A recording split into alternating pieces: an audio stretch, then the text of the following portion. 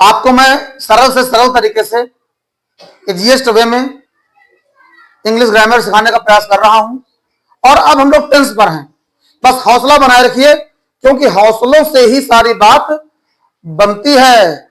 हवाओं से कह दो अपनी औकात में रहें, हम पैरों से नहीं हौसलों से उड़ा करते हैं। बच्चों, हौसले बनाए रखिए।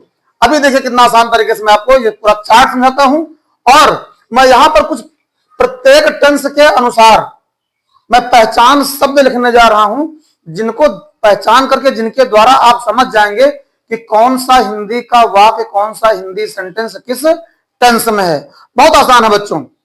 जैसे सबसे पहला जो हमें बॉक्स मिला, खाना मिला, इसमें देखिए प्रेजेंट इंडेफिनिट टेंस है। अब प्रेजेंट इंडेफिनिट टेंस में हमें पहचान शब्द मिलते हैं ता है, ती है, ता है, ती है, ते हैं।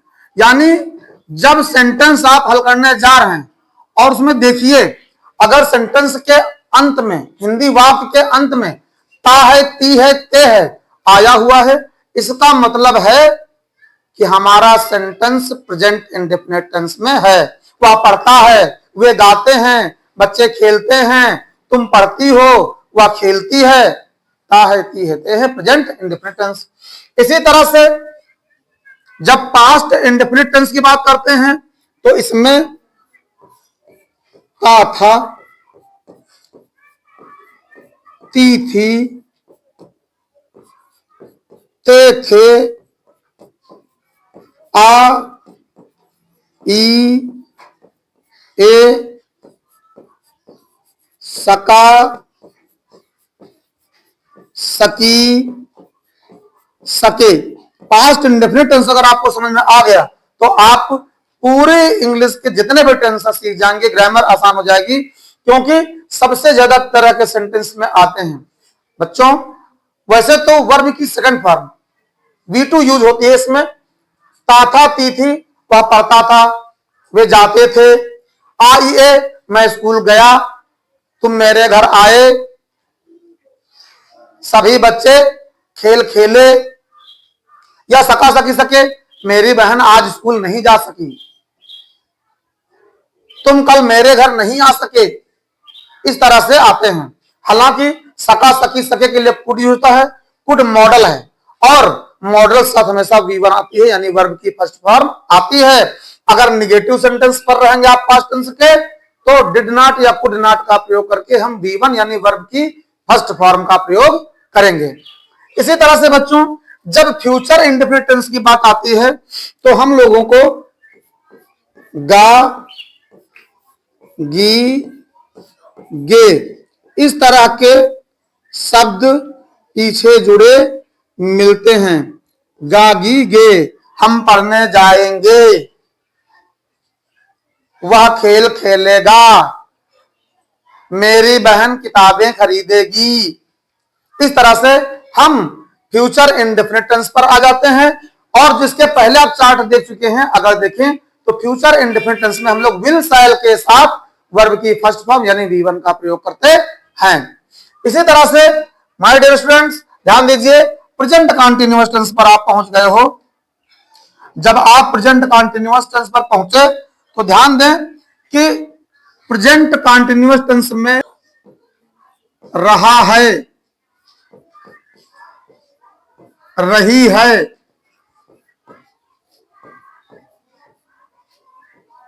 रहे हैं आदि शब्द आते हैं।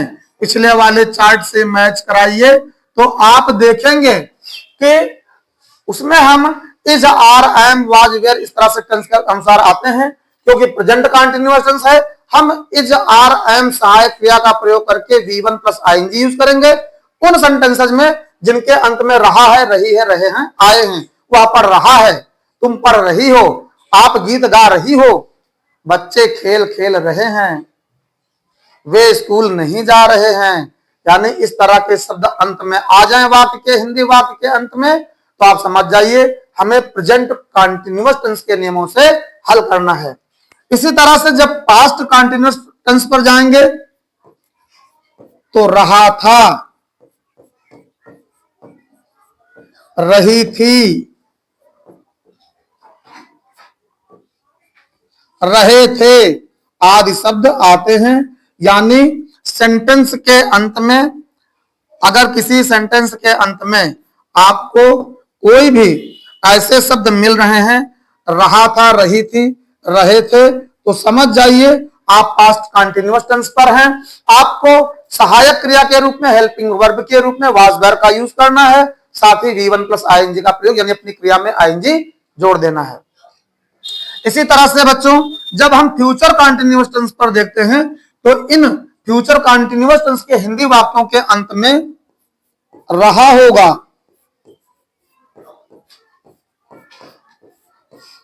रही होगी,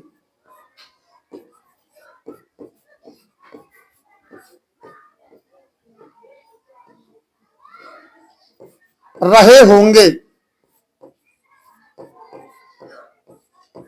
ये शब्द किसी भी हिंदी वाक्य के अंत में आ रहे हैं तो आप फ्यूचर कंटीन्यूअस टेंस पर हैं। यहां पर हम लोग विल शैल के साथ बी देंगे और पहले की तरह से V1 में आईएनजी जोड़ देंगे, और इस तरह से हमारा फ्यूचर कंटीन्यूअस टेंस हो जाएगा। इसी तरह से बच्चों, जब बात आती है प्रेजेंट परफेक्ट टेंस की, तो प्रेजेंट परफेक्ट टेंस में आप देखते हैं कि चुका है, चुकी है, चुके हैं,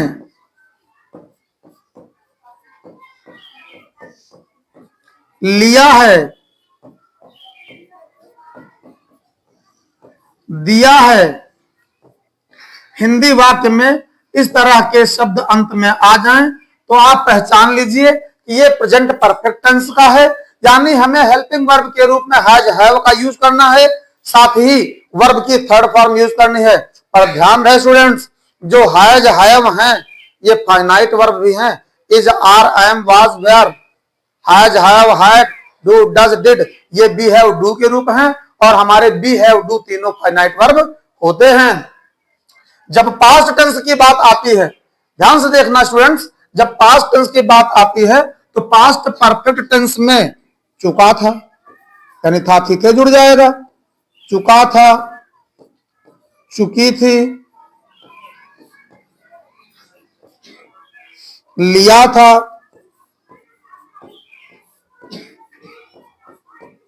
दिया था,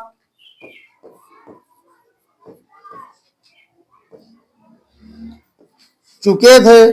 इस तरह के कोई भी शब्द अगर हमें हिंदी वाक्य के अंत में मिलते हैं तो आप समझ जाएं कि हम पास्ट परफेक्ट टेंस पर हैं, यानी अब हम हैड के साथ वर्ब की थर्ड फॉर्म का प्रयोग करेंगे। बहुत आसान है बच्चों। इसी तरह से जब फ्यूचर परफेक्ट टेंस में पहुंचते हैं हम लोग, जब हम लोग फ्यूचर टेंस पर पहुंचते हैं तो चुका होगा, चुकी होगी,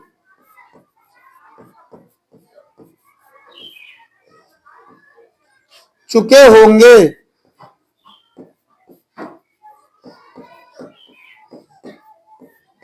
लिया होगा,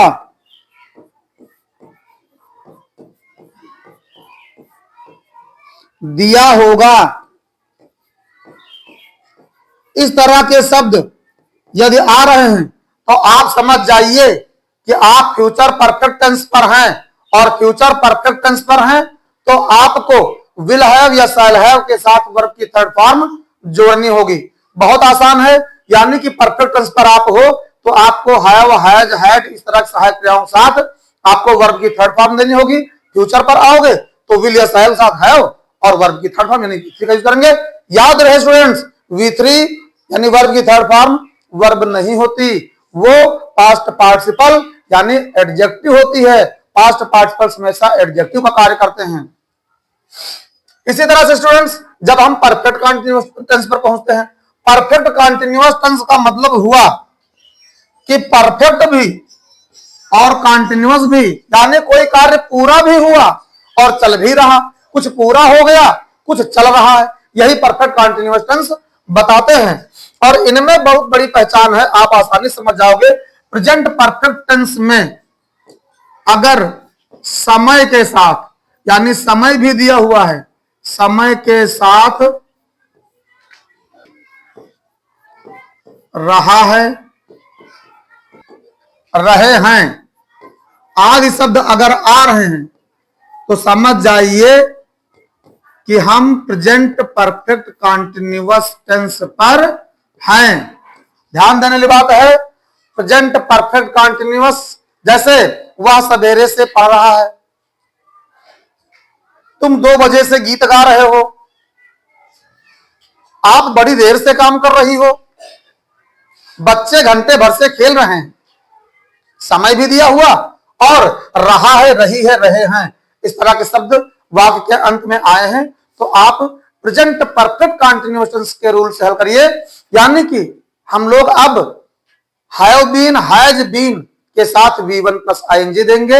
हैव बीन परफेक्ट बताएगा, V1 प्लस आईएनजी कॉन्टिन्यूअस बताएगा।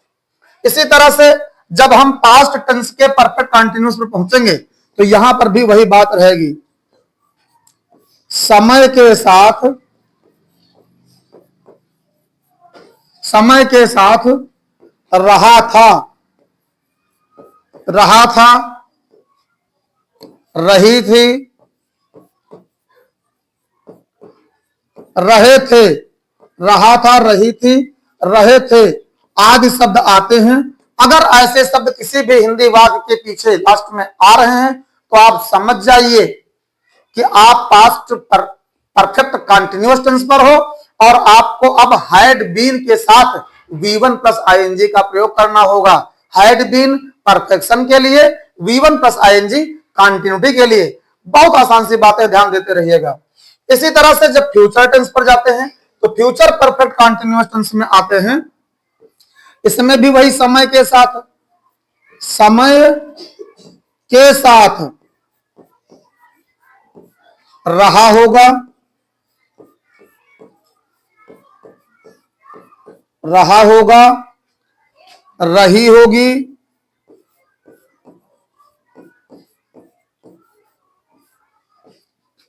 रहे होंगे, रहा होगा, रही होगी, रहे होंगे आदि शब्द आते हैं। यानी किसी भी हिंदी सेंटेंस के अंत में यदि रहा होगा, रही होगी, रहे होंगे हैं, साथ में उस सेंटेंस में समय दिया हुआ है, तो आप फ्यूचर परफेक्ट कॉन्टिन्यूअस टेंस पर हो। यानी कि आपको विल हैव या शैल हैव के साथ बीन, इसके बाद V1 प्लस आईएनजी का यूज करना होगा और सेंटेंस आपका फ्यूचर परफेक्ट कॉन्टिन्यूअस टेंस के रूल्स के अनुसार हल हो जाएगा। बहुत आसान है बच्चों, पर एक अंतर देखते रहिएगा, रहा है, रही है, रहे हैं, रहा था, रही थी, रहे थे, देख करके हल कर लेना।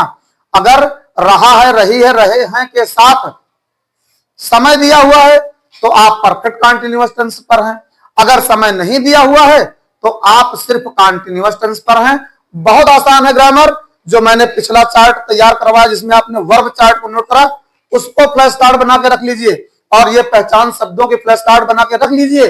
दोनों सामने रख करके सेंटेंस को हल करना शुरू करिए। अब क्या बचा, अब तो आप सारे खुद ही हल करते चले जाओगे। बहुत अच्छी ग्रामर है, बहुत सरल ग्रामर है, सीखते रहो।